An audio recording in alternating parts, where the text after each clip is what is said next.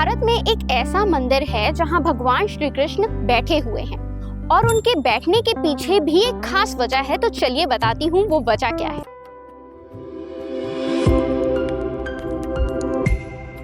भारत के उड़ीसा में है तोता गोपीनाथ मंदिर।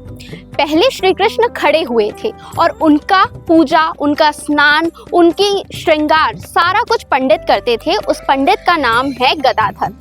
लेकिन जैसे ही उनकी उम्र बढ़ते गई वो सेवा करने के योग्य नहीं रहे। उनके पैरों में दर्द रहता था, अस्वस्थ रहते थे, जिस वजह से वो सेवा नहीं कर पाते। इसलिए उन्होंने निर्णय लिया कि वो दूसरा पंडित रखेंगे। लेकिन श्री कृष्ण को ये मंजूर नहीं था और उसके बाद वो उनके सपने में आए और उन्होंने कहा कि उन्हें सेवा उन्हीं से चाहिए, उसी पंडित से चाहिए।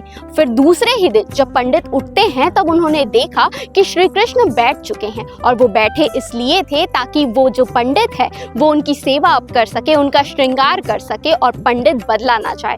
तो ये जो अनोखी कहानी है, क्या आपको पता थी? और इस अनोखे मंदिर के बारे में क्या आप जानते थे? हमें कमेंट करके जरूर बताइएगा। वीडियो अच्छी लगी हो तो लाइक करें और हमारे चैनल सीजी भास्कर को फॉलो एंड सब्सक्राइब जरूर करें।